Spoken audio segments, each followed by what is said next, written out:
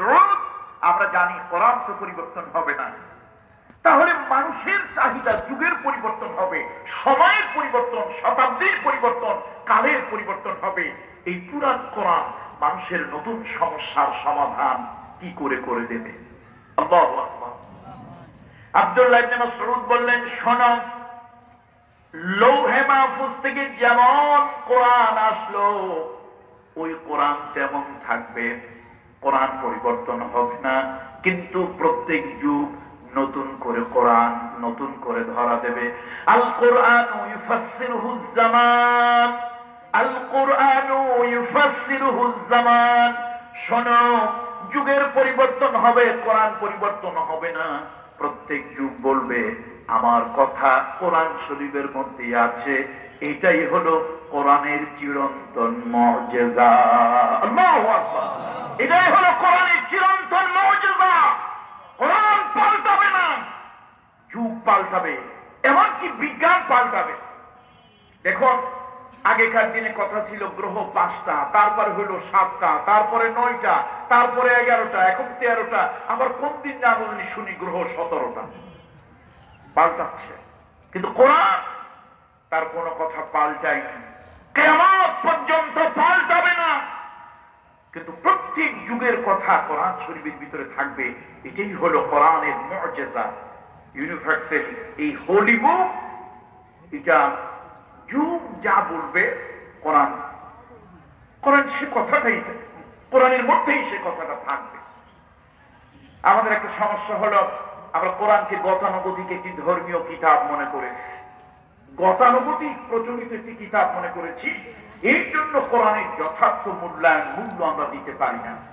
আর বিশেষ করে আমাদের স্কুল কলেজে পড়ুয়া বছরে রাগ করবেন না, আমিও আপনাদের মতো ইউনিভার্সিটিতে পড়েছি, প্রাচ্যের অক্সফোর্ড, ঢাকা বিশ্ববিদ্যালয়ে পড়েছি। বন্ধুরা, আবার কিছু বিজ্ঞান, কিছু ভূগোল পড়লে আমরা অনেক কিছু পেরেছি, জেনেছি, বুঝেছি, ইত্যাদি ইত্যাদি এরকম মনে করি। দেখুন, পৃথিবীতে বিজ্ঞানের কনসেপ্ট চেঞ্জ হয়েছে। এই সামান্য একটা ব্যাপার বলি, সূর্য ঘোরে না পৃথিবী ঘোরে? ঘোরে কি? আরে রাখেন, অত পাইকারি একবারে বললে তো তার মজা থাকে না। ঘোরে কি? এইটা নিয়ে পৃথিবীর মানুষ মহা দুশ্চিন্তায় পড়ে গেল যে কি ঘুরতেছে, সূর্যের চতুর্দিকে কি পৃথিবী ঘোরে না পৃথিবীর চতুর্দিকে সূর্য ঘোরে? ঘোরে কাকে? লোকেরা জিজ্ঞেস করলো টমিলিকে, স্যার আপনি এত বড় জ্ঞানী, গুণী, চিন্তাবিদ, দার্শনিক, বৈজ্ঞানিক, আপনি গবেষণা করে বলুন যে কি ঘোরে? আমরা তো এটা নিয়ে চিন্তা করছি, ডিটারমাইন্ড হতে পারছি না, মনে স্থির করতে পারছি না যে সূর্য ঘুরতেছে না পৃথিবী ঘুরতেছে। তারপরে টমিলি অনেক চিন্তা ভাবনা করে বললো, ভাই ঘোরে আমার মাথা, আমি সিদ্ধান্ত যেতে পারছি না কি ঘোরে। এরপরে এলো গ্যালিলিও, গ্যালিলিও বলতে পারেনি। এরপরে বলল কোপারনিকাস। আপনারা অনেকে সেই ইতিহাস জানেন না, হয়তো দু একজন জানেন। কোপারনিকাসের থিওরিটা মোটামুটি সঠিক হয়েছিল, সত্যের কাছাকাছি গিয়েছিল। কিন্তু দুর্ভাগ্য হলো, কোপারনিকাসের থিওরি যদি রাইট হয়, সঠিক হয়, বাইবেলটা ভুল হয়ে যায়, মিথ্যা হয়ে যায়। এখন ধর্ম ব্যবসায়ীরা দেখলো বাইবেল যদি মিথ্যা হয় তাহলে তো আমাদের ধর্ম ব্যবসা বন্ধ হয়ে যাবে, পাবলিক আর আমাদের কাছে আসবে না। পৃথিবীতে দুইটা শ্রেণীর সাথে খুব গলায় গলায় খাপে, একটি হলো ধর্ম ব্যবসায়ী, আর একটা হলো ক্ষমতার জবরদখলকারী। এদের সাথে, দুইজনের সাথে হাজার হাজার বছরের ইতিহাস, একটা সখ্যতা, বন্ধুত্ব আছে।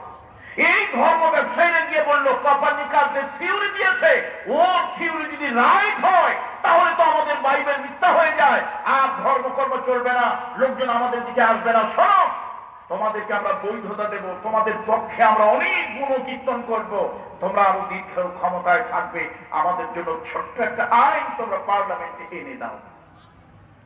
শেষ পর্যন্ত পার্লামেন্টে একটা আইন হলো, নাম হলো হোলি রিকিউজিশন।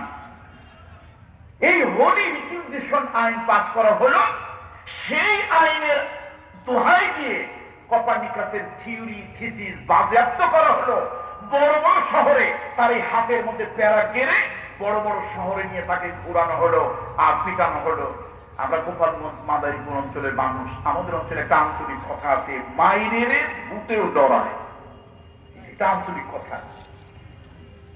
কপার্নিকাসকে এত মারা হলো, অত্যাচার করা হলো, এই অত্যাচারিত হয়ে কপার্নিকাস বলল, আমি যা থিওরি থিসিস গবেষণা যা দিয়েছি এটা ভুল, বাইবেল সঠিক।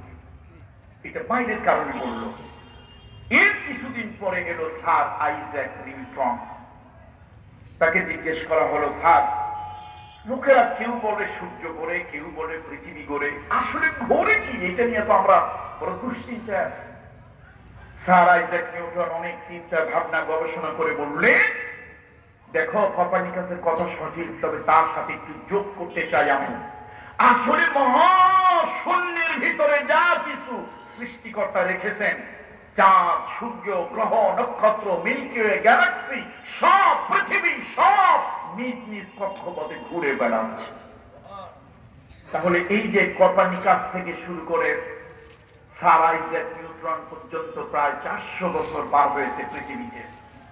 স্কুল কলেজের বন্ধুরা, আমি আপনাদেরকে ছোট করছি না, শুধু আপনাদের এক গুয়েমি চিন্তা, গোড়ামি চিন্তা, আপনাদের ভুল চিন্তা, এটা বাদ দেওয়ার জন্য বলছি।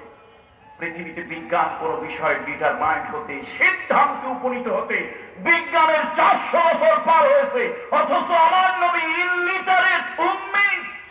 আল্লাহ তাআলা কোন বিদ্যালয়ে, পাঠশালায় পুঁথিগত কোন বিদ্যা আল্লাহ তাআলা তাকে দেননি। তাকে গারে হেরার মধ্যে আল্লাহ নিজে শিক্ষক হয়ে মুহাম্মদ সাল্লাল্লাহু আলাইহি ওয়াসাল্লামকে ছাত্র বানিয়ে, আর রূহুল আমিন জিবরাইল ফেরেশতাকে দপ্তরি বানিয়ে আল্লাহ তাআলা তাকে শিক্ষা দিয়েছেন। আমার নবীর জবান থেকে সূরা ইয়াসিনের ছোট্ট একটু আয়াত, ওয়া কুল্লুন ফি ফালাকিন ইয়াসবাহুন, ওয়া কুল্লুন ফি ফালাকিন ইয়াসবাহুন, মহাবিশ্বে যা আছে, মহাশূন্যে যা আছে, সব ঘুরে বেড়াচ্ছে। তাহলে বিজ্ঞান এই কথাটা বলতে 400 বছর পার করলো, অথচ 1450 বছর আগে কোরআন এই কথাটা পৃথিবীর মানুষের সামনে এনে দিল। দুর্ভাগ্য, এই কোরআনের মরার বাড়ি খতম পড়ানো ছাড়া আর জিন ভূতের তাবিজ দেওয়া ছাড়া কিতাবটার কি দাম আছে, কি কাজ আছে? আমাদের দেশের লোকদেরকে জিন ভূতে ধরলে করে, যাও হুজুরের কাছে নিয়ে যাও, সাহেবের কাছে নিয়ে যাও, একটু পড়ে টরে ফু দিয়ে দেখে। অথচ আমরা মক্কায় তার বাস্তব উল্টে একটা চিত্র দেখতেছি। মক্কার মুকাররমায় আজ থেকে 1450 বছর আগে সম্পূর্ণ ভিন্ন একটা চিত্র দেখতেছি। রাসূলুল্লাহ সাল্লাল্লাহু আলাইহি ওয়াসাল্লামের কোরআন তেলাওয়াত মানুষের হৃদয়ের মধ্যে গিয়ে ঢোকে। আরবরা কোরআন বোঝে, চোখ দিয়ে দর দর করে পানি পড়ে। মক্কার মেয়র ছিলেন আবু সুফিয়ান। শাসক আবু সুফিয়ানের নেতৃত্বে তারা বৈঠক বসল মুহাম্মাদের, পড়েন সাল্লাল্লাহু আলাইহি ওয়াসাল্লাম। এই জাদুকরী কোরআন, এটা তেলাওয়াত করলে মন্ত্রণ অন্যরকম হয়ে যায়। এই কোরআন আর তেলাওয়াত করতে দেওয়া যাবে না, বন্ধ। আল্লাহ নবী, বিশ্ব নবী, মানবতার মহান শিক্ষক মুহাম্মদুর রাসূলুল্লাহ সাল্লাল্লাহু আলাইহি ওয়াসাল্লাম, আর কোরআন তেলাওয়াত যখন বন্ধ হয়ে গেল, আর তিনি কোথাও কোরআন পড়তে পারবেন না। এই কোরআন মর্মস্পর্শী, হৃদয়গ্রাহী, এই কোরআন যার হৃদয়ে যায়, ওই লোকটার ধর্ম পরিবর্তন হয়, মানসিকতা পরিবর্তন হয়। এই জন্য কোরআন আর পড়তে দেওয়া যাবে না। মুহাম্মদ সাল্লাল্লাহু আলাইহি ওয়াসাল্লামের দিলে শান্তি লাগে না। কাবা ঘরের 1 কিলোমিটার একটু উত্তর, সামান্য পশ্চিম অ্যাঙ্গেলে, ওই জায়গায় 1000 বছরের একটা পুরাতন কবরস্থান, নাম হলো মাকবারা মুআল্লা। কবরস্থানটার নাম কি? মাকবারা মুআল্লা। মুআল্লা হলো টিলা ভূমি, একটু উঁচু নিচু। ওই যে আমাদের দেশে টাঙ্গাইল অঞ্চলে দেখবেন একটু উঁচা একটু নিচা, এরকম উঁচু নিচু কিছু টিলা ভূমি আছে, এটাকে বলে আরবিতে মুআল্লা। খানায় কাবার উত্তর পশ্চিম কোণে এই টিলা ভূমিটা ছিল। আল্লাহর নবী এই জায়গা গেলেন, কবরস্থান, লোকজন এখানে আসে না, যায় না, ভয়তেন। 1000 1000 বছর ধরে পুরাতন কবরস্থান। বিশ্ব নবী ওই কবরস্থানে এক গাছের কাছে গেলেন, নীরব নির্জন জায়গায় গেলেন, মনের মাধুরী দিয়া, আবেগ দিয়া আল্লাহর নবী কোরআন পড়তে লাগলেন। ওই কবরস্থানে ছিল অনেক জিন, জিনেরা অনেক লম্বা হায়াত পায়, 1000 বছর, 1500 বছর। জিনেরা যখন মুহাম্মদ রাসূলুল্লাহ সাল্লাল্লাহু আলাইহি ওয়াসাল্লামের জবানে কোরআন শরীফ যখন তারা শুনলো, একজন আরেকজনকে ডাকলো, তারা একজন আরেকজনকে ডাকলো, মুহাম্মদ রাসূলুল্লাহ সাল্লাল্লাহু আলাইহি ওয়াসাল্লামের কাছে আসলো, আর এসে চতুর্দিকে ঘিরে তাকে কোরআন শুনতে লাগলো। এবার নবীজি কোরআন তেলাওয়াত থামালেন, বন্ধ করলেন। জিনেরা জিজ্ঞেস করলো, আপনি কি পড়লেন, কি পড়লেন? আল্লাহ নবী বললেন, এইটা আখিরি কালাম কোরআন, আর আমি হলাম আল্লাহর পয়গম্বর মুহাম্মদ ইবনে আব্দুল্লাহ।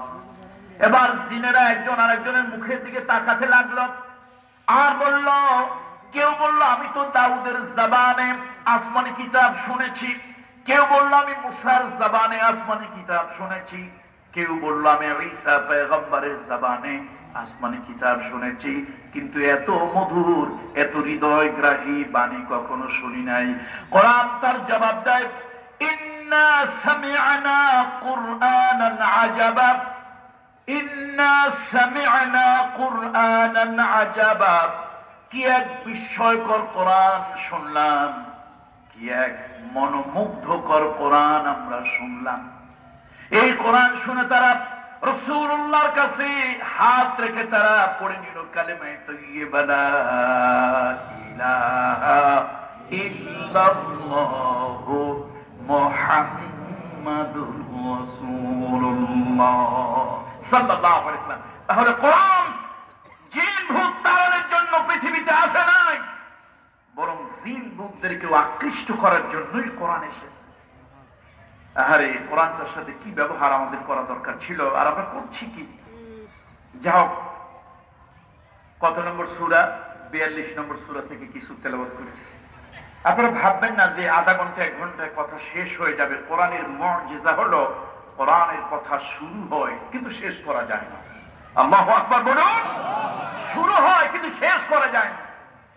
এই জন্য আল্লাহ তাআলা কোরআনুল কারীমের মধ্যে বলেন, قُلْ لَوْ كَانَ الْبَحْرُ مِدَادًا لِكَلِمَاتِ رَبِّي لَنَفِدَ الْبَحْرُ قَبْلَ أَنْ تَنْفَدَ كَلِمَاتُ رَبِّي وَلَوْ جِئْنَا بِمِثْلِهِ مَدَدًا।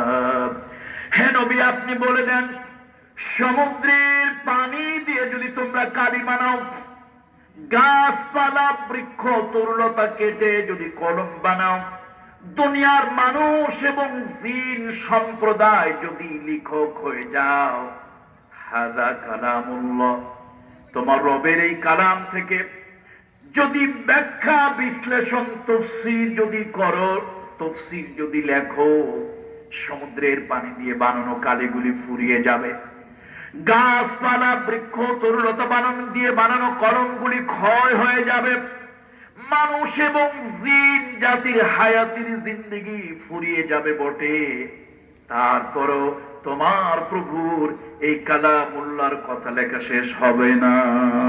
আল্লাহু আকবার, আল্লাহু আকবার।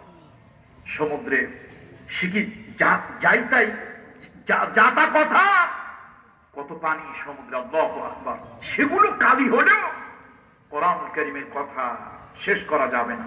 যা হোক, আমি বোধহয় একটু ভূমিকা বেশি করে ফেললাম।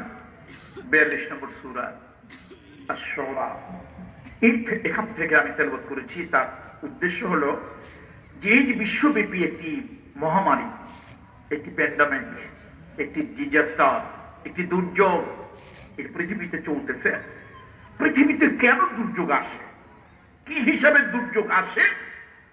পৃথিবীতে যখন অনাচার, অবিচার, পাপাচার বেড়ে যায়, মানুষ যখন হিপোক্রেসি, ভণ্ডামি, প্রতারণা ইত্যাদির মধ্যে নিমজ্জিত হয়ে যায়, মানুষ যখন তার ঔদ্ধত্যের সীমা ছাড়িয়ে দেয়, তখন আল্লাহ তাআলার পক্ষ থেকে আল্লাহ তাআলা হয়তো কাউকে গজব দেয়, কখনো বা সিগন্যাল দেয়। আল্লাহ তাআলা কখনো বা গুনাহ মাফ করার জন্য আল্লাহ তাআলা কখনো কখনো বান্দাকে ইমতিহান দেন, পরীক্ষা দেন। দেখুন, সবটা এলেই যে আপনার উপরে আল্লাহর গজব এলো তা না। আপনারা আমার কথা একটু মনোযোগ দিয়ে শোনেন, বুঝতে পারবেন। একজন মহামানবের নাম হচ্ছে আইয়ুব আলাইহিস সালাম। বলেন তো নাম কি? এই আইয়ুব আলাইহিস সালামের উপরে এই দুর্যোগ এসেছিল, এই প্যান্ডামিক এসেছিল। আইয়ুব আলাইহিস সালামের দুর্যোগ আল্লাহ তাআলার নিকটবর্তী হয়ে গেলেন, আল্লাহর আরো কাছে চলে গেলেন। আর একই দুর্যোগ রাসূলুল্লাহ চাচা আবু লাহাবের উপর এসেছিল। সেই দুর্যোগে, গজবে, লাঞ্ছনা, অপমান, দুনিয়া থেকে বিদায় হয়ে গেল। বন্ধুরা আমার, মুরব্বীরা আমার, একটু ভূমিকা দিয়ে বললে ভালো বুঝবেন। হযরত আইয়ুব আলাইহিস সালাম তাফসীরে ইবনে কাসীরের ভিতরে এসেছে, আইয়ুব আলাইহিস সালাম রোম শহরের বিরাট বড় অট্টালিকার মালিক ছিলেন, ধন দৌলতের মালিক ছিলেন, অঢেল টাকা পয়সার মালিক ছিল। সুসময় বন্ধু বটে, সুদিনে বন্ধু বটে, অনেকেই হয় অসময়, হায় হায় কেউ কারণ নয়। কথা ঠিক কিনা বলেন? সুদিনে বন্ধুর অভাব নাই, কিন্তু বিপদে পড়ে দেখেন কয়জন বন্ধু কাছে আসে, কয়টা বন্ধু পাওয়া যায় বিপদের দিনে। বিপদে যাদেরকে পাবেন ওরাই হলো আসল বন্ধু, ওদের প্রতি কৃতজ্ঞতা প্রকাশ করবেন। হযরত আইয়ুব আলাইহিস সালাম, এটা আমারও জানা ছিল না। আমি সত্যি কথা বলতে কি লজ্জা নাই কিছু, উইদাউট এনি হেজিটেশন, কোন দ্বিধা দ্বন্দ্ব ছাড়া বলতেছি, আমিও জানতাম না যে আইয়ুব আলাইহিস সালাম এত ধনী, এত ঐশ্বর্যের মালিক ছিলেন, এত বিশাল ধন ভান্ডার, অট্টালিকার প্রাচুর্যের মালিক ছিলেন, এটা আমারও জানা ছিল না। ইবনে কাসীরের মধ্যে দেখলাম, তাফসীর ইবনে কাসীরের ভিতরে, তো আল্লাহ তাআলার কুদরত, তার গায়ের মধ্যে ঘা হলো, এই ঘায়ের মধ্যে হলো পোকা, সেই পোকা ছড়িয়ে পড়ল এবং দুর্গন্ধ হলো। আস্তে আস্তে করে দারুণ যন্ত্রণা, আর এই গন্ধ, তার ধন দৌলত সম্পদ আস্তে আস্তে সব চলে গেল। দীর্ঘ 18টি বছর সন্তান সন্ততি, ধন দৌলত, আপনজন সব চলে গেল। একজন মাত্র তার কাছে রইলেন, বিবি রহিমা। এবার শহরের লোকজন বলল, দেখো তোমার এই দুর্যোগ নিয়ে, তোমার গায়ে যে ভাইরাস হয়েছে, তোমার গায়ে যে জীবাণু হয়েছে, এটা তো আমাদেরকে সংক্রমিত করবে, এটা আমরা আক্রান্ত হব। তুমি এলাকা ছেড়ে দাও, না হলে তোমাকে আমরা বাধ্য করব এলাকা ছাড়তে। আহা, আজকে আইয়ুব আলাইহিস সালামের কাছে কেউ নয় পাশে। শেষ পর্যন্ত তিনি এক নির্জন নিভৃত এলাকায় গেলেন, সেখানে গিয়ে তিনি রাত দিন কাটাতে লাগলেন। ওই যে বিবি রহিমা, তার এই দুর্দিনে তার কাছে থাকলেন, সেবা করলেন। এর মধ্যে অনেক ঘটনা ঘটেছে, সবকিছু বলতে গেলে তো আমি সামনে আগাতে পারবো না। আল্লাহ তাআলার কি কুদরত! 18টা বছর পার হয়ে গেল। হযরত আইয়ুব আলাইহিস সালাম একদিন লক্ষ্য করলেন জিহ্বার মধ্যে ঘা শুরু হচ্ছে। তিনি আল্লাহকে ডাক দিলেন, আল্লাহ আল্লাহ, আমার জিহ্বায় ঘা হচ্ছে, মনে হয় যেন জিহ্বাটা অচল হয়ে যাবে। তোমার দরবারে ফরিয়াদ করি, আমার ভিতরে যতক্ষণ পর্যন্ত রূহ তুমি রেখেছ, ততক্ষণ পর্যন্ত জিহ্বায় তুমি ঘা দিতে পারবে না, জিহ্বাটা অকেজ করে দিতে পারবে না। وأيوب إذا نادى ربه أني مسني الضر وأنت أرحم الراحمين। হযরত আইয়ুব আলাইহিস সালাম আল্লাহকে ডাকলেন, আল্লাহ আমি অসুস্থ, আমি কষ্টের মধ্যে, বিপদে আছি, রোগাক্রান্ত, জিহ্বাটা পর্যন্ত আমার ভাইরাস ধরে গিয়েছে। আল্লাহ তুমি তো আরহামুর রাহিমিন, সব থেকে বড় করুণার আধার, তুমি করুণা বলা। আল্লাহ ডেকে বলেন, আইয়ুব এতদিন আমার কাছে কোনো অভিযোগ করো নাই, শিকায়েত করো নাই, আজকে কেন করলে? আইয়ুব আলাইহিস সালাম বললেন, আল্লাহ আমি কেন অভিযোগ করব আপনার কাছে? আপনি সব কিছুর মালিক, ধন দৌলতের মালিক আপনি আল্লাহ, বৃত্ত বৈভবের মালিক আল্লাহ। আয় আল্লাহ, আমি হইলাম চৌকিদার, কেয়ারটেকার, দফাদার, আমি একটু দেখাশোনা করি, দারোয়ান। আপনারটা আপনি নিয়ে গিয়েছেন, আমার বলার কিছুই নাই। আজকে জিহ্বার ব্যাপারও বলতাম না, জিহ্বাটা দিয়ে একটু জিকির করি, তাসবিহ পড়ি, বড় মজা পাই, বড় আনন্দ লাগে, বড় তৃপ্তি লাগে, হৃদয়ে শান্তি লাগে, সঞ্জীবনী শক্তি পাই। আল্লাহ, আমার জিহ্বা যদি বন্ধ হয়ে যায়, আমার এই জিহ্বা দিয়া আপনার নামের তাসবিহ যদি জপতে না পারি, তাহলে আমার আর বেঁচে থাকা হবে না। আপনার কাছে আমি ফরিয়াদ করি গোলাম, আমি ফরিয়াদ করি, যতদিন আমার দেহের মধ্যে প্রাণ রাখবেন ততদিন পর্যন্ত আপনি আমার জিহ্বায় ঘা দিতে পারবেন না। আল্লাহ তাআলা বলেন, ও আইয়ুব, তোমার সাবরে জামিল, উত্তম ধৈর্য ধারণ আমি আল্লাহ পছন্দ করেছি। যাও, আমি তোমার রোগ ভালো করে দেব, এই দুর্যোগ মহামারী ভালো করে দেব, এই আক্রান্ত থেকে তোমাকে আমি সুস্থ করে দেব। শুধু তাই দেব না, আমি আল্লাহ একটা কুদরত তোমার মাধ্যমে ঘটাই দেব। আমি আল্লাহ পূর্বের আবার সব তোমারে আমি ফিরাই দিলাম। বন্ধুরা আমার, মুরব্বীরা আমার, একই দুর্যোগ আইয়ুব আলাইহিস সালামের উপরে হলো। সব হারাইছিলেন, আবার পাইলেন। আবার তিনি আল্লাহ তাআলার আরো নিকটবর্তী হলেন, আল্লাহর অধিকতর প্রিয় তিনি হয়ে গেলেন। আবার রাসূলুল্লাহ সাল্লাল্লাহু আলাইহি ওয়াসাল্লামের চাচা, রাসূলুল্লাহ সাল্লাল্লাহু আলাইহি ওয়াসাল্লামের চাচা নাম হলো আবু লাহাব। দুইটা তাগড়া টুকরা ছেলে ছিল, ওই ছেলের বড়াই করত। আমি জানি না মুন্সিগঞ্জে আছে কিনা, আমাদের এলাকায় ছেলে পেলে যদি অনেক থাকে, বাপ ডাক দেওয়ার সাথেই যদি 5টা 10টা লাঠি নিয়ে বের হয়, ওই বাপের ভাব সবই আলাদা। কারে মারি, কারে ধরি, মানে ডাক দিলেই তো ছেলে পেলে চলে আসে। আবুল আহাবটা ছিল এরকম, দুইটা ছেলে ছিল, ওর জোরে আবুল আহাব এরে মারতো, ওরে ধরতো, এই করতো, সেই করতো। এমনকি আমার রহমতের নবী, দয়ার নবী, করুণার নবী, আল্লাহর হাবিবের দিলে আঘাত দিয়েছিল, রহমতুল লিল আলামিনের দিলে আঘাত দিয়েছে। আরশে আজিমের মালিক আল্লাহ তাআলা সহ্য করতে পারেন না।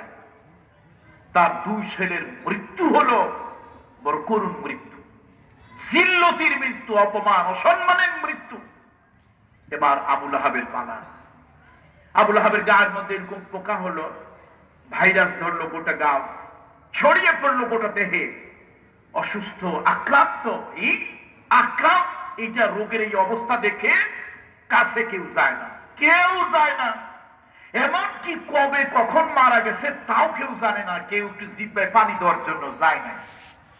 শেষ পর্যন্ত বাতাসে দুর্গন্ধ ছড়াতে লাগলো।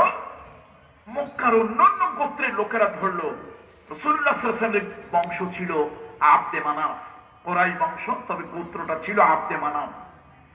লোকেরা গিয়ে ধরলো, ওই আব্দে মানাফ, শোনো, তোমাদের বংশের একটা লোক মরছে না বাঁচছে তা জানি না, তোমরা কেউ খবর রাখো না, তার দুর্গন্ধ বাতাসে ছড়িয়ে পড়তেছে। এই ভাইরাস যদি আমাদেরকে ধরে, আমরা যদি সংক্রমিত হই, তাহলে কিন্তু তোমাদের খবর আছে।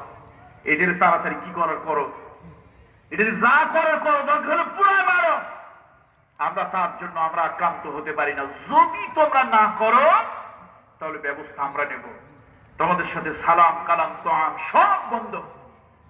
শেষ পর্যন্ত কুরাইশ বংশে আব্দে মানাফ গোত্রের লোকজন দুশ্চিন্তায় পড়ে গেল, কি করবে। তারপরে ওই গরিব দেশ, চরম গরিব হাবশা দেশের লোকেরা, এখন যেটা ইরিত্রিয়া, ইথিওপিয়া, সোমালিয়া, এই অঞ্চলের লোক ছিল খুবই গরিব। তারা পেটের দায় কঠিন কঠিন কাজ করত।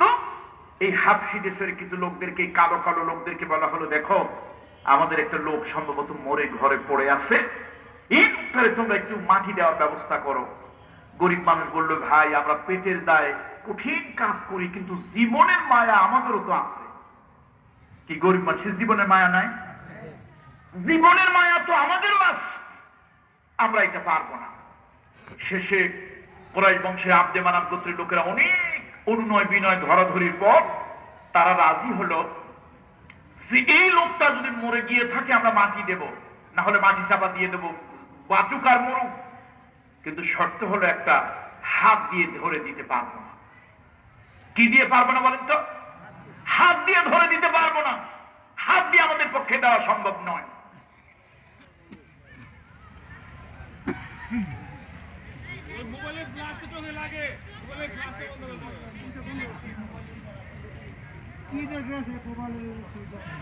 বন্ধুরা আমার, দেখেন আল্লাহ তাআলা ওয়াতুইজ্জু মান তাশাউ ওয়া তুযিল্লু মান তাশা। আল্লাহ যদি ইজ্জত দেয়, আল্লাহ যদি ইজ্জত দেয়, বিপদে ফেলেও দেয়, জেলে নিয়েও দেয়। আর আল্লাহ যদি লাঞ্ছনা দেয়, রাজ সিংহাসনে বসিয়েও নমরুদের মতো জোতা পেটা করে দুনিয়া থেকে বিদায় করে। দেখুন আল্লাহ তাআলার কি কুদরত, কুদরতের কারিশমা দেখেন। এক অপমানে মারা গেল, মৃত্যুর পরে যাই হোক মানুষ শত্রুতা সব ভুলে যায়। আরে কারো হাতের মাটি তার নসিব হলো না, ওরা শর্ত দিল আমরা মাটি দিতে পারি একটা শর্তে, আমরা কিন্তু হাত দিয়ে ধরতে পারবো না। বললো যেমনে পারো তেমনে দিও।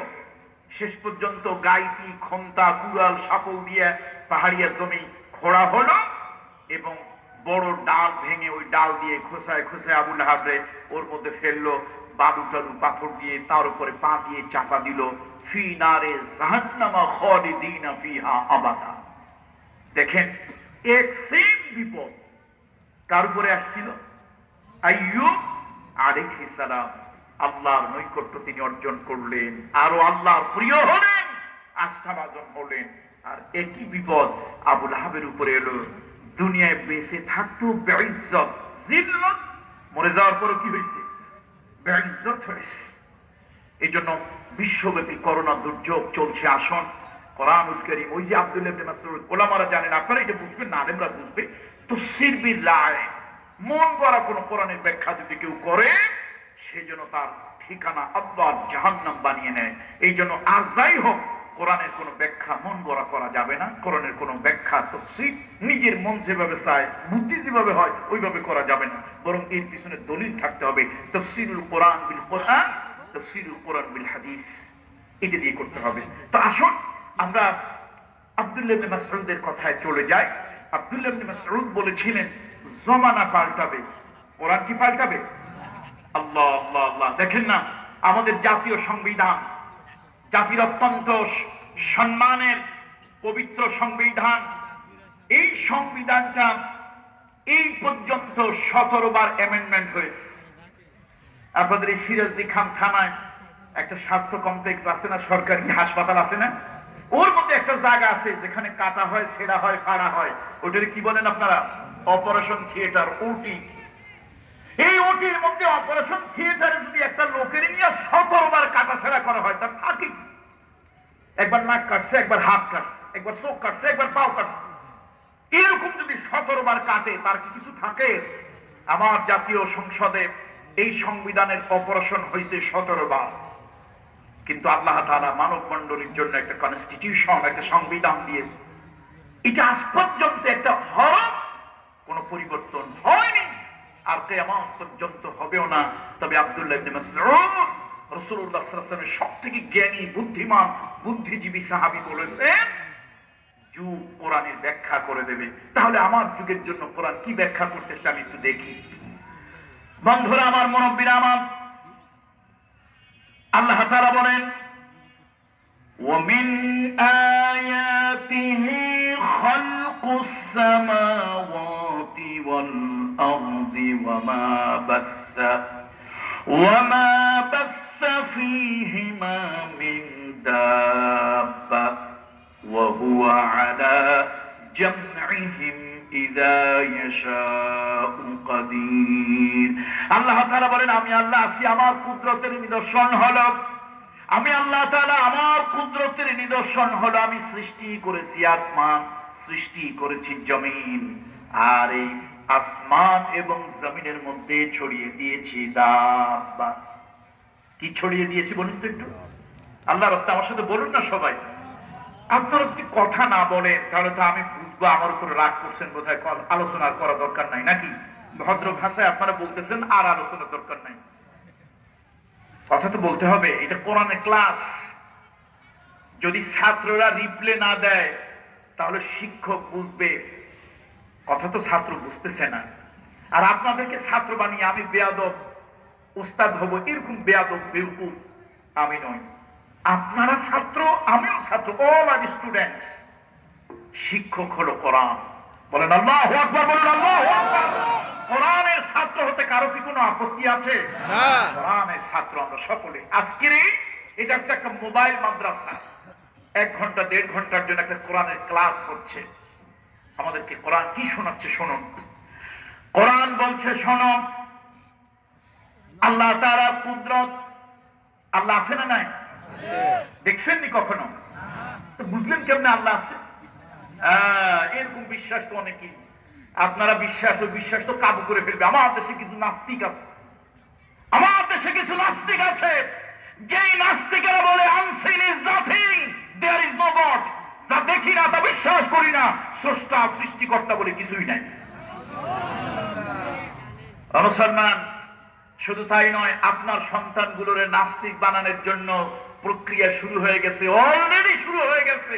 সেটা হলো ডারউইনের বিবর্তনবাদ, evolution system, evolution theory. Already 9-10 এর ছেলেদেরকে ঢুকিয়ে দেওয়া হয়েছে। এই ডারউইনের থিওরি হলো মহাশূন্যে বাতাস, সেই বাতাসের থেকে হলো পানি, সেই পানির ভিতরে কোটি কোটি বছরে হলো পোকা, কোটি কোটি বছরের পোকা থেকে হলো ব্যাঙ, কোটি কোটি বছর পরে ব্যাঙ হলো বাঁদর, কোটি কোটি বছর পরে বাঁদর হলো মানুষ। আমি কিন্তু কোনো কথা আন্দাজে বলতেছি না, এটা কোনো তালে পড়ে বলতেছি না, এটা বাস্তব। ডারউইনের থিওরি এরকম। আহারে, তোমরা বলো আমরা বান্দরের বাচ্চা, আর আমরা বলি না আমরা একজন সম্মানী মানুষের বাচ্চা। যেই সম্মানী মানুষ আল্লাহর জান্নাতে ছিলেন, এত সম্মান আল্লাহ তাকে দিয়েছিলেন, আল্লাহ নিজে তার শিক্ষক হয়েছিল, এবং আল্লাহ সব ফেরেশতাদেরকে ডেকে বলেছিল আমার আদমকে সিজদা করো। ফাসাজাদুল মালাইকা কুল্লুহুম আজমাইন। সব ফেরেশতা একত্রিত হয়ে আদমকে সিজদা করেছিল। যে আদমকে সব ফেরেশতা একত্রিত হয়ে সিজদা করেছে, সেই সম্মানিত পিতার সন্তান আমরা। আমরা বান্দরের বাচ্চা নই, বাঁদরের বাচ্চা আমরা নই। এটা আমার সন্তানদেরকে শিক্ষা দিয়ে, ইভলিউশন পদ্ধতি, এটা শিক্ষা দিয়ে তাদেরকে নাস্তিক বানানো হচ্ছে।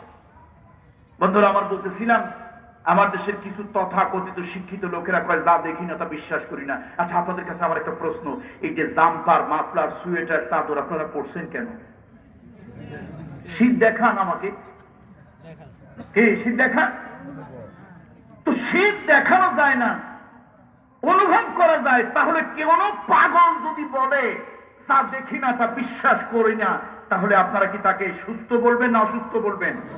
শিক্ষিত বলবেন না মূর্খ বলবেন? এগুলো হচ্ছে শিক্ষিত মূর্খ, এগুলো পাগলের। মাথা খারাপ হয়েছে, ভালো মানুষের না। মাথা খারাপ হয়েছে কাদের? পাগলের। আরে বেটা, তুই আল্লাহরে কেমনে দেখবি? কেমনে দেখবি তুই আল্লাহরে? তুই তো পায়খানা করে ঠিক মতো পানি খরচ করিস না, তুই তো প্রস্রাব করিস যেখানে সেখানে, প্যান্টের বুতামটা খুলে ব্রাশ ফায়ার করিস, ধোয়া নাই মুছা নাই, সেন্টারে আটকাস। তোর মতো একটা নালায়েক কেমন করে আল্লাহরে দেখবে? পয়গম্বর মুসা আলাইহিস সালাম শত শত মাইল পরিভ্রমণ করে বিশাল উচ্চ তুর পাহাড়ে উঠেছিল। সেখানে উঠে আল্লাহকে বলেছিল, আল্লাহ আমি আপনাকে দেখতে চাই। আল্লাহ স্পষ্ট জানিয়ে দিয়েছিলেন, লন তারানি, কখনো তুমি আমাকে দেখতে পারবে না, জান্নাত ছাড়া আমি কারোর সাথে দেখা দেব না। তুর পাহাড় সে এই জায়গায়। আমি তুর পাহাড়ে গেলাম একবার। এটা হচ্ছে জাহাব প্রদেশ, মিশরের জাহাব প্রদেশ, ইসরায়েলের বর্ডারে। দুনিয়ার যতগুলো জায়গা আমি ভ্রমণ করেছি, 2টা জায়গায় গিয়ে খুব নিজেকে অসহায় মনে হয়েছে, ভয় পেয়েছি। একবার গিয়েছিলাম কাশ্মীরে দেখার জন্য, ভূস্বর্গ কাশ্মীর। আমার কাছে ওখানে গিয়ে মনে হয়েছে খাসার মধ্যে মানুষগুলি বন্দী। আরে খাসায় পাখি পালে মানুষ, তারও খাবার দেয়, আদর করে, যত্ন করে, পানি দেয়, গোসল করায়। কিন্তু কাশ্মীরের মানুষগুলো কত কষ্টে, কত কঠিন অবস্থায়, কঠিন সিচুয়েশনে আছে, এটা না দেখলে বিশ্বাস হবে না। শেষ পর্যন্ত আমার সফর সংক্ষিপ্ত করে আমি চলে আসলাম। আমার কাছে খুব ভয় লাগছিল, যে কোনো সময় বিপদ হতে পারে। আরেকটা জায়গায় গেছিলাম এই তুর পাহাড়ে। মনে মনে ইচ্ছা হলো, আল্লাহ এটা দেখলে যে আমার অনেক সওয়াব হবে তা না, এটা আবেগ। যেখানে মুসা পয়গম্বর আল্লাহ তাআলার সাথে কথা বললেন, মনের একটা আবেগ। বহুত কষ্ট করে পৃথিবী যে কোন জায়গায় এই উম্মত সালাত আদায় করবে সেজদা দেবে সেটাই কবুল হয়ে যাবে। সুতরাং পৃথিবীতে যে কোনো জায়গায় আমাদের মসজিদ হয়, শুধু বৈধ জায়গা হইলেই হয়েছে। বন্ধুরা আমার, অনেক কষ্টে উপরে উঠলাম, ফজরের রক্ত যায় যায় কোনো মতে তেমন করি, অত শীত, আর আমি এমনি শীতে কাবুলো, কোল্ড অ্যালার্জি রুগী। বহুত কষ্ট করে তেমন করে ফজরের 2 রাকাত সালাত পাহাড়ের চূড়ায় আদায় করলাম, গরমের দিন, তারপরও শীত। মনের মধ্যে একটা আবেগ হলো, আমি একটা সাধারণ অর্ডিনারি পাবলিক, গাড়িতে আসছি পাহাড়ের পাদদেশে, 2:30 থেকে হাঁটতে হাঁটতে শুরু করে ফজরের পর্যন্ত হেঁটে পাহাড়ের চূড়ায় উঠলাম। আমার মধ্যে এরকম আবেগ, শত শত মাইল হেঁটে আল্লাহর সাথে কথা বলার জন্য মুসা আলাইহিস সালাম আসছিল, তার আবেগটা কেমন হয়েছিল আমি উপলব্ধি করতে লাগলাম। আল্লাহ তাআলা কয়, পাগল পাগলামি করিস না। মুসা কয়, না আল্লাহ, আমি দেখবই, না দেখে যাব না। শেষ পর্যন্ত আল্লাহ তাআলা নূরের পর্দা একটু খুলে দিলেন, নূরের তাজাল্লি এই তুর পাহাড়ের উপরে পড়লো। খাররা মুসা সায়কা, মুসা আলাইহিস সালাম বেহুশ হয়ে জমিনে পড়ে গেলেন।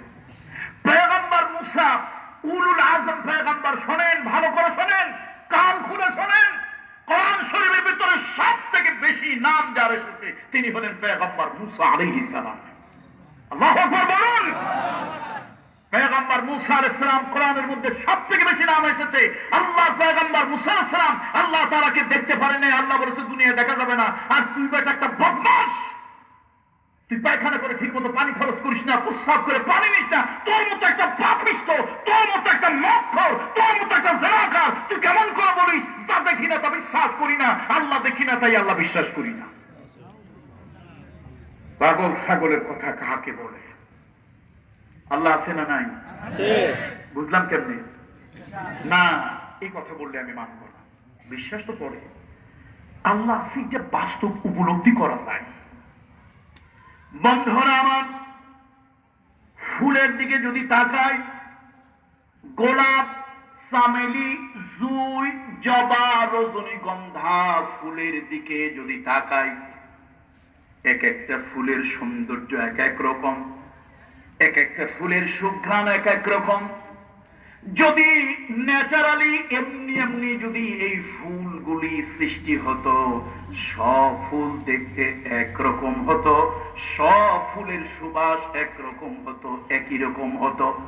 আবার আম, জাম, লিচু, আঙ্গুর, বেদানা, পেঁপে, নাশপাতি নাকের কাছে নিলে এক একটার এক এক ঘ্রাণ, আবার যখন জিহ্বায় দেই এক একটার এক এক রকম স্বাদ। তাহলে কোনো পরিকল্পনা ছাড়া এরকম আলাদা আলাদা ডিফারেন্ট কাইন্ডস হয় নাই। আবার যখন সমুদ্রের দিকে তাকায়, বিশাল সমুদ্র, মরুভূমি মরুদ্যানের দিকে যখন তাকাই আর এক রকম, পাহাড়ের দিকে যখন তাকাই দৃঢ় পাহাড়। আবার যখন ওই চঞ্চলা চপলা হরিণীর মতো লাফিয়ে লাফিয়ে চলা ঝর্ণার দিকে যখন তাকাই চোখ দুটো আটকে যায়। প্রজাপতির ডানার দিকে যখন তাকাই, কি সুন্দর তুলি দিয়ে আঁকা প্রজাপতির ডানা, তখন মন থেকে যেন বলে ওঠে, তোমার সৃষ্টি যদি হয় এত সুন্দর, না জানি তাহলে তুমি কত সুন্দর। আমার বন্ধুরা, আধুনিক জ্ঞান বিজ্ঞানের জনক, আধুনিক জ্ঞান বিজ্ঞানের জনক বৈজ্ঞানিক আইনস্টাইনকে জিজ্ঞাসা করা হলো, what is your concept about the creator of the world? বিশ্ব চরাচরের একজন ক্রিয়েটর, একজন সাস্টেইনার, একজন লর্ড, একজন গড, একজন মাস্টার আছে, লোকেরা বলে, তুমি কি বলো? বৈজ্ঞানিক আইনস্টাইন বলল, তোমরা আমাকে কেন প্রশ্ন করলে? বলল, তুমি জ্ঞানী এই জন্য করলাম। বৈজ্ঞানিক আইনস্টাইন বলল, শোনো, আমি এখনো জ্ঞান অর্জন করতে পারি নাই। জ্ঞানের সমুদ্রের তীরে নুড়ি কুড়ি ঝিনুক শামুকগুলো কুড়িয়েছি, আর জ্ঞানের মণিমুক্তা এখনো সাগরের মধ্যে আছে। যা জ্ঞান আমি অর্জন করলাম, এই যত সামান্য জ্ঞান যা আমি অর্জন করেছি, তাই দিয়ে চিন্তা ভাবনা করে দেখলাম এই মহাবিশ্ব চরাচর সুন্দর সুনিয়ন্ত্রিত সুনিপুণ ভাবে চলে। নিশ্চয় এর পিছনে একজন মহান নিয়ন্তা আছে। আল্লাহু আকবার। একজন মহান নিয়ন্তা আছে। এই জন্য আল্লাহর ওলি যারা তারা বলেন जिधर देखते हूं मैं उधर तू ही तू शजर में हजर में तेरे रंगे बू কে বলেছে আল্লাহ নাই আমি যেদিকে তাকাই সৃষ্টির বৈচিত্র্যতা রহস্য সৌন্দর্য দেখে আমি বলেন আল্লাহ আছে তবে আল্লাহ বলেছেন আমার ইমানদারের একটা বড় বৈশিষ্ট্য হলো আল্লাযীনা ইউমিনুনা বিল গায়ব আল্লাযীনা ইউমিনুনা বিল গায়ব আমার সৃষ্টি দেখে তারা বিস্মিত হবে হবাক হবে হতবাক হবে আমারে তারা খুঁজবে আর তারা আমাকে না দেখে বিশ্বাস করবে সুবহানাল্লাহ আল্লাহ তাআলা কুদরতি নিদর্শন যেটা আল্লাহ তাআলা বলছেন আমি আল্লাহর নিদর্শন ومن آياته خلق السماوات والأرض وما بث فيهما من دابة وهو على جمعهم إذا يشاء قدير আমি আল্লাহ তাআলা আমার নিদর্শন হলো আমি জমিন সৃষ্টি করেছি বৈচিত্র্য প্রকৃতির আসমান বিশাল আসমান সৃষ্টি করেছি আর তার মধ্যে আমি আল্লাহ তাআলা ছড়িয়ে দিয়েছি দাব্বা দাব্বা ছড়িয়ে দিয়েছি এখন আসুন আপনারা আমাকে প্রশ্ন করুন দাব্বা কি আরে আপনি তো খালি সকাল থেকে সন্ধ্যা পর্যন্ত দাব্বা দাব্বা বলবেন দাব্বাটা কি ভালো করে কান খুলে শুনুন সংক্ষেপে কথা বিস্তারিত বলবো না আলোচনা শেষ দাব্বা হলো এমন প্রাণী তার দৈহিক সক্ষমতা বলে এক জায়গা থেকে আরেক জায়গায় স্থানান্তরিত হতে পারে এমন প্রাণী হলো দাব্বা তার ফিজিক্যাল অ্যাবিলিটি আমার কথা কি বোঝা যাচ্ছে যেমন বৈজ্ঞানিকরা বলেছেন এটা আমার মতো মোল্লা মৌলবীদের কথা তো আপনারা বিশ্বাস করবেন না এটা বিশ্বাস মানতে চাইবেন না বৈজ্ঞানিকরা বললে মানবেন বৈজ্ঞানিকরা বলেছেন গাছের প্রাণ আছে এটা স্বীকৃত পরীক্ষিত কিন্তু গাছ দাব্বা নয় কেন গাছ দাব্বা নয় যদি 500 বছর কোন 500 বছরও যদি কোনো গাছ বাঁচে তাহলে আপনাদের এই মালখানগর থেকে সে ওই সিরাজ দীঘা পর্যন্ত কোনোদিন যেতে পারবে না পৃথিবীতে কোনো গাছ এখান থেকে হেঁটে আরেক জায়গায় যেতে পারে তাহলে প্রাণ আছে কিন্তু সে হেঁটে যেতে পারে না এই জন্য গাছ দাব্বার অন্তর্ভুক্ত নয় দাব্বা হলো এমন প্রাণী প্রাণ আছে তবে সে নিজের দৈহিক শক্তি দিয়ে এক জায়গা থেকে আরেক জায়গায় যেতে পারে আর আল্লাহ তাআলার কথার স্টাইল দেখেন আল্লাহর কথার ধরন দেখেন আল্লাহ বলতেছেন আমি যে আছি আমার নিদর্শন হলো আমি দাব্বা ছড়িয়ে দিয়েছি জমিনে ছড়িয়ে দিয়েছি আসমানে তাহলে বোঝা গেল হাওয়ার মধ্যেও দাব্বা আছে আর এখন বৈজ্ঞানিকরা বলছে এই জীবাণু এত ছোট এই প্রাণী এত ছোট যে সে মাইক্রোস্কোপ অনুবীক্ষণ যন্ত্র ছাড়া দেখা যায় না সে হাসি কাশির মধ্যে বাতাসের মধ্যে ভেসে বেড়ায় সে একজনের স্পর্শ থেকে আরেক জায়গায় যায় যেখানেই যাক সে আগে গিয়ে কণ্ঠনালীতে বাসা বাঁধে বাসাটা বাঁধে কোথায় কণ্ঠনালীতে বাঁধে এরপরে সে ওখান থেকে আস্তে আস্তে মানুষের ফুসফুসে চলে যায় এবং সেটাকে জমাট বেঁধে অকেজ করে দেয় শরীরের অর্গানগুলো অকেজ করে দেয় ইমিউনিটি যে সিস্টেম আছে সেগুলোকে অকেজ করে দেয় তাহলে এমন একটা প্রাণী যে নিজের দৈহিক সক্ষমতা বলে মুনতাকিল হতে পারে এক জায়গা থেকে আরেক জায়গায় ট্রান্সফার হতে পারে এমন প্রাণী হলো দাব্বা এখন আল্লাহ তাআলার কথার স্টাইল দেখেন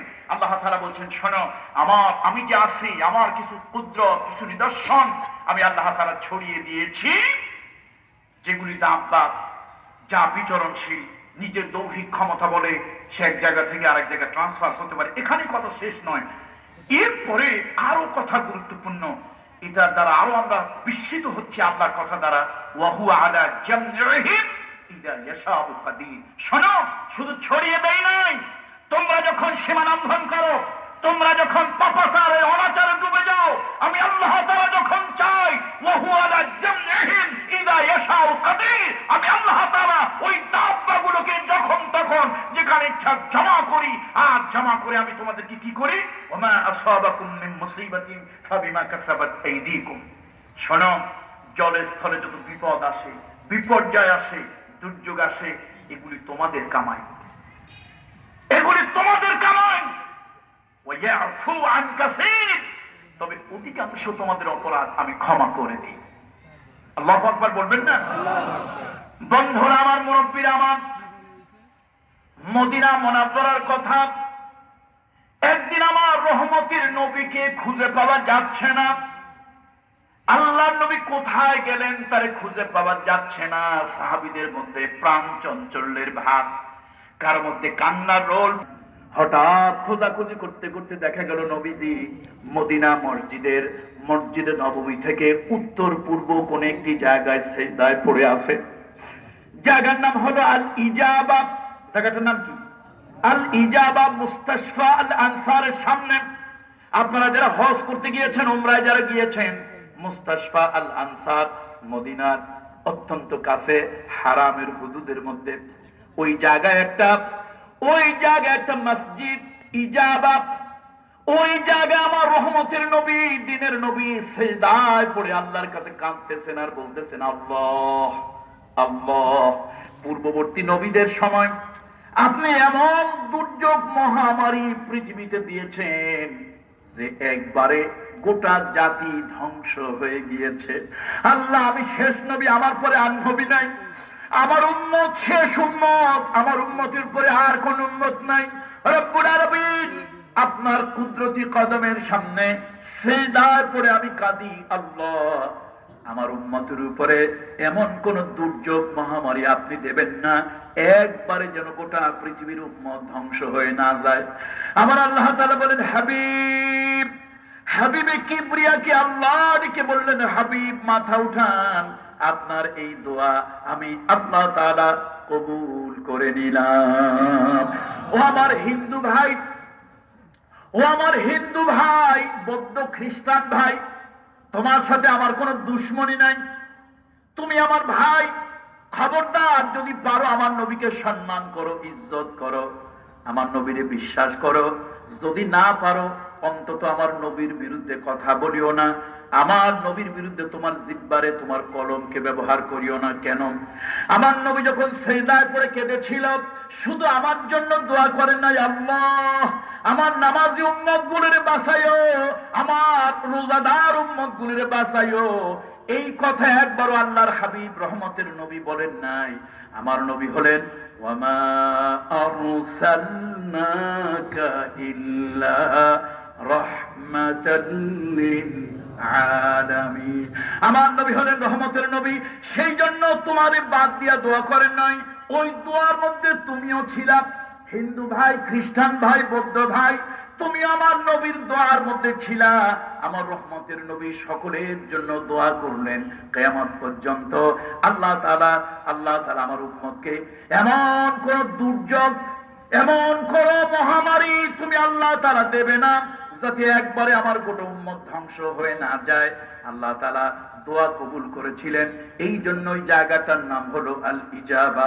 আমার বন্ধুরা, মুরব্বীরা, দেখুন আল্লাহ তাআলা কি সুন্দর কথা বলতেছেন। আল্লাহ তাআলা বলেন, বান্দারে, ওয়ামা আসাবাকুম মিন মুসিবাতিন ফাবিমা কাসাবাত আইদিকুম ওয়া ইয়াফু আন কাসীর। ওরে বান্দা, পৃথিবীতে যত বিপর্যয় দেখো, পৃথিবীতে যা বিপদ আপদ বালা মুসিবত দেখো, এগুলি তোদের পাপের ফসল। তুই কিছুদিনের জন্য টাকার মালিক হয়ে অহংকারী হয়ে গেছিস, সুন্দর চেহারার মালিক হয়ে অহংকারী হয়ে গেছিস, তুই ক্ষমতার মালিক হয়ে অহংকারী হয়ে গেছিস। বান্দারে, আমি আল্লাহ সব সহ্য করি, অহংকার সহ্য করি না। আমি আল্লাহ অহংকার সহ্য করি না। এই দুনিয়াতে বিরাট সম্পদের মালিক ছিল কারুন। আমি ওই জায়গায় আল্লাহ আমাকে যাওয়ার সুযোগ দিয়েছিলেন। বিশাল অঞ্চল, প্রায় 100 বর্গ কিলোমিটার এরিয়া, বুহাইরা কারুন। কারণের ধন দৌলত যে জায়গায় ছিল সংরক্ষিত, ওই জায়গা আল্লাহ তাআলা গজব দিয়ে ডাবিয়ে দিয়েছেন। আল্লাহু আকবার। শুধু তাই নয়, পৃথিবী দেখেন, ভ্রমণকে বলা হয় চলন্ত পাঠশালা। আর মিয়া সিঙ্গাপুরে গিয়ে ফুর্তি না করে, সিঙ্গাপুরে থাইল্যান্ডে গিয়ে ফুর্তি না করে, ও মুসলমান, টাকা পয়সা আছে, জমিন ধরো, সিরু ফিল আরদ। দেখো আল্লাহ তাআলা কি করেছেন। এই কারণের প্রাসাদ যেখানে, সেখানে আমি গিয়েছি, বিশ্বাস করেন আমার ভয় কলিজা শুকায় আসতে চায়। বিশাল এরিয়ার মধ্যে একটা শহর ধ্বংসস্তূপে পরিণত হয়ে গেছে, কিন্তু পৃথিবীতে তো 2-4টা নাস্তিক মুরতাদ থাকবে। তসলিমা নাসরিনের খালাতো ভাই, আহাম্মক শরীফের স্বাস্থ্য ভাই, এরকম 2-4টা নাস্তিক মুরতাদ থাকবে না পৃথিবীতে? ওরা বলবে এগুলো সব বানানো কিচ্ছা কথা। সেই জন্য আল্লাহ তাআলা কারণের প্রাসাদের কিছু অংশ একেবারে অক্ষয় অবস্থায় এখনো রেখে দিয়েছে। আমি ওখানে যাওয়ার পর আমার খুব ভয় লেগেছে। তারপর একজন মিশরীয় ওখানে সম্ভবত আর্মি বা যাই হোক সশস্ত্র বাহিনীর লোক, তাকে পরিচয় দিলাম। ওরা লোকেরা বললো বাংলাদেশের একজন পীর সাহেব, উনি আসছেন, উনি দেখবেন এইটা সেইটা, অনেক কিছু বলার পর বেচারা একটু দয়া হলো। সে বললো আচ্ছা ঠিক আছে, দেখবি যখন অপেক্ষা কর, আমি একটা লোক দিই। তারপর ও লোক দিল, সেই প্রাসাদের চাবি দিল। আমি বিশ্বাস করেন অবাক হয়েছি। হাজার হাজার বছর আগের কথা। সেই সময় কোন আর্কিটেক্ট এই সুন্দর ড্রয়িং করেছে আর কোন ইঞ্জিনিয়ার প্ল্যান দিয়েছে, এটা আমি চিন্তা করে আমি থ হয়ে গিয়েছি। আমি বিস্মিত হয়েছি, অ্যাস্টনিশ হয়ে গিয়েছি যে কোন আর্কিটেক্ট এত সুন্দর ড্রয়িং করেছে। তার এক একটা আলাদা আলাদা কামরা, আলাদা আলাদা চেম্বার, আলাদা আলাদা জায়গা, ওয়ার্শিপের জন্য একটা জায়গা, বেডরুম, তার যে বৈঠকখানা আলাদা আলাদা। এরপরে সেই উপরে ছাদ, তখনকার যুগে তো রড ছিল না, রড না থাকলে অন্তত বাঁশও যদি থাকতো, রডের পরিবর্তে বাঁশও দিয়ে দিত, বাঁশও তো নাই। বিশাল বড় পাথর ভেঙে স্ল্যাব বানিয়ে ছাদ দেওয়া হয়েছে। এই বিশাল বড় পাথর, এটা যে স্ল্যাবের মতো বাংলো কিভাবে, আর ওইটা উঠাইলো কিভাবে, এইটা চিন্তা করি আমি অস্থির হয়ে গেছি। আল্লাহু আকবার, আল্লাহু আকবার, আল্লাহু আকবার। সেই কারণে প্রাসাদ, তার কিছু অংশ ভগ্নাংশ আছে, আর অধিকাংশই as it is, same as like, exact যেমন কি ছিল আল্লাহ তেমন রেখে দিয়েছেন। আর শহরের চতুর্দিকে ভেঙে আল্লাহ তাআলা স্তূপে পরিণত করে দিয়েছেন। শোনো পৃথিবীর মানুষেরা, শোনো, ধনের দৌলত অহংকার করবে না, সৌন্দর্য অহংকার করবে না। আমি সৌন্দর্য অহংকার যদি করো, আমার ইউসুফের থেকে সৌন্দর্য আমি কাউকে দেইনি। আমার ইউসুফ বিনয়ী ছিল। জ্ঞানের অহংকার যদি করো, তাহলে আমি আল্লাহ তাআলা লোকমানকে জ্ঞান ও বিজ্ঞান কলা কৌশল শিক্ষা দিয়েছিলাম। অহংকারী ছিল না, বিনম্র ছিল। আমি আল্লাহ তাআলা ধন দৌলত যাদেরকে দিয়েছি, বিনম্র যারা হয়েছে ইতিহাসে স্মরণীয় হয়ে আছে। আর আমার সাথে অহংকার করেছিল। তাফসীরে জালালাইনের একটা সূরা আছে, নাম হলো কামালাইন। এই কামালাইনের ভিতরে বলা হয়েছে পৃথিবীর 4জন দৌর্দণ্ড প্রতাপের একজন হলো নমরুদ। সেই নমরুদ ইবনে কেনানকে আল্লাহ চোতা পেটা করে ক্ষমতার মসনদে আল্লাহ তাআলা জিল্লতি দিয়ে দুনিয়া থেকে বিদায় করে দিয়েছিল। এই জন্য অহংকার আল্লাহ পছন্দ করে না। হাদিসে কুদসির ভিতরে এসেছে, আল্লাহ তাআলার হাবিব বলেন, আল্লাহ বলেন অহংকার হলো আমার গায়ের চাদর। অহংকার কি বলেন তো? আল্লাহর গায়ের চাদর। যারা অহংকার করে তারা আল্লাহর গায়ের চাদর নিয়ে টানাটানি করে। ভাই অহংকার কেন করব ভাই? আপনি আমি 3.5 হাত, তার অর্ধেক ফাড়া। একটা পিপিলিকার সাথে যদি তুলনা করেন, কম্পেয়ার করে, একটা পিপিলিকা তার দেহের থেকে প্রজাতি ভেদে, কোন কোন পিপিলিকা 3 গুণ, কোন পিপিলিকা 7 গুণ। একটা আর্টিকেলের ভিতরে দেখলাম কোন কোন প্রজাতির পিপিলিকা আছে নিজের থেকে তার দেহের ওজন, গড়ন, স্ট্রাকচার এবং ওয়েট সেই তুলনায় 21 গুণ বেশি ক্ষমতা রাখে। আপনি সলিমদ্দি কতটুকু ক্ষমতা রাখেন? তাহলে এত অহংকার কেন করবো? আপনি আমি কেন করবো ভাই? আমার প্রশ্নের জবাব দেন। আল্লাহ এটা পছন্দ করেন না। আল্লাহকে আমার কাছে যত বিনম্র হবে আমি তত খুশি হই। আমি আল্লাহ তাআলা তত খুশি হই। মানুষ যখন ঔদ্ধত্য প্রকাশ করে পৃথিবীতে, তখন আল্লাহ তাআলা বালা মুসিবত বিপদ আপদ দুর্যোগ দেন। আর শেষ কথাটা আমি তাফসীর ছাড়াই শুধু ব্যাখ্যা অনুবাদ করে দেই। ওয়ামা আনতুম বিমুজিজিনা ফিল আরদ ওয়ামা লাকুম মিন দুনিল্লাহি মিন ওয়ালিয়্যিন ওয়ালা নাসীর। শোনো এই দুনিয়ার মানুষ, শোনো, আমি আল্লাহ তাআলা যদি পৃথিবীতে কোনো পরিকল্পনা করি, আমার পরিকল্পনা নস্যাৎ করে দেওয়ার মতো কোন শক্তি, কোন ইকুইপমেন্ট, কোন যন্ত্র, কোন মেশিন, কোন আবিষ্কার, আমি আল্লাহ যদি কোনো পরিকল্পনা করি, নস্যাৎ করে দেওয়ার মতো কেউ নাই। সুতরাং আমি আল্লাহকে ভয় করো, আমার সামনে মাথা নত করো। পৃথিবীতে দুর্যোগ আসে, মহামারী আসে, এই দুর্যোগ দিয়ে আমি আল্লাহ তাআলা কাউকে আপন বানিয়ে নেই। এই দুর্যোগ দিয়ে আমি আল্লাহ তাআলা কাউকে গজব দিয়ে দুনিয়া থেকে ধ্বংস করে দেই। আল্লাহ তাআলা এই বিপদ আপদ দিয়েও যে কাউকে আপন করে নেন, তার একটা ছোট্ট হাদিস। وفي حديث صحيح قال النبي صلى الله عليه وسلم والذي نفسي بيده ما يصيب المؤمن মিন নাসাবিন ওয়ালা ওয়াসাবিন ওয়ালা হাম্মিন ওয়ালা হাজনিন ইল্লা কাফফারাল্লাহু আনহু বিহা মিন খাতায়াহু হাত্তা শাওকাতু ইউশাকিহা। আল্লাহর নবী বলেন, বিশ্ব নবী বলেন, রহমতের নবী বলেন যে আল্লাহর হাতে আমার প্রাণ, আমি তার নামে কসম করে বলি, আমার ইমানদার উম্মতের উপরে কোন বিপদ, কোন আপদ, কোন দুর্যোগ, কোন বালা, কোন মুসিবত আমার ইমানদার উম্মতের উপরে যখন আসে, সেটা হলো তার গুনাহের কাফারা। আল্লাহু আকবার বলবেন না? নবীজি কসম খেয়ে বলতেছে। নবীজি কি খেয়ে বলতেছে বলেন তো? কসম খেয়ে বলতেছে। এটা হলো আমার উম্মতের জন্য বিপদ আপদ, বালা মুসিবত, দুর্যোগ, মহামারী, এটা হলো তার জন্য গুনাহের কাফারা। হাত্তা শাওকাতু ইউশাকিহা, এমনকি আমার উম্মত রাস্তায় চলতে গিয়ে কোনো কাঁটা যদি ফোটে, কোনো পাথরের আঘাত খায়, কোনো হাড্ডির তুল্লা, আল্লাহ তাআলা মেহেরবানি করে জিন্দেগীর সব গুনাহ খাতা তুমি মাফ করে দাও।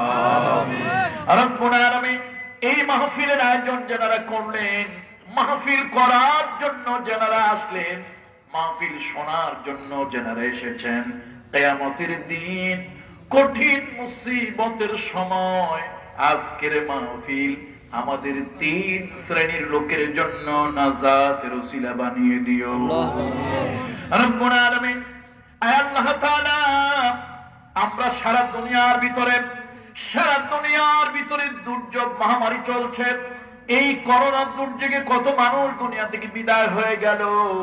আল্লাহ তাদের জিন্দেগীর গুনাহ খাতা মাফ করে দাও। অসুস্থ রুগ্ন যারা আছেন, আল্লাহ যে ধর্মের হোক, যে দলের হোক, আল্লাহ যে দেশের হোক, সব অসুস্থ রোগীদেরকে তুমি শেফা দান করো রব্বুল আলামিন। আমরা বিশ্বাস করি আমাদের সীমা লঙ্ঘনের জন্য তুমি শাস্তি দিয়েছ। এটা চীনের ষড়যন্ত্রই হোক অথবা বিশ্বব্যাপী জীবাণু অস্ত্র তৈরির পূর্ব পরিকল্পনাই হোক, যাই হোক না কেন, আমরা এই কথা বিশ্বাস করি তুমি আল্লাহ তাআলার ইশারা ছাড়া এটা হতে পারে না। তোমার সৃষ্টি এই করোনা ভাইরাসকে তুমি নিয়ন্ত্রণ করে দাও আল্লাহ। দুনিয়ার অনেক জায়গায় মৃত্যুর মিছিল চলছে আল্লাহ। আমাদের অনেকের আপনজন প্রিয়জন বিদেশে আছে আল্লাহ, তাদেরকে তুমি রহমতের চাদর দিয়া ঘিরে রাখিও রব্বুল আলামিন। আয় আল্লাহ তাআলা, এলাকার চতুর্দিকে যত মুর্দাগানরা শুয়ে আছেন আল্লাহ, তাদের কবরের আযাব থাকলে মাফ করে দিও আল্লাহ। রূহের সাথে জান্নাতের সঙ্গে যোগাযোগ করিয়ে দিও। আহারে কবর বড় মুসিবতের জায়গা। এই দুনিয়ায় 1000 মাইল দূরের খবর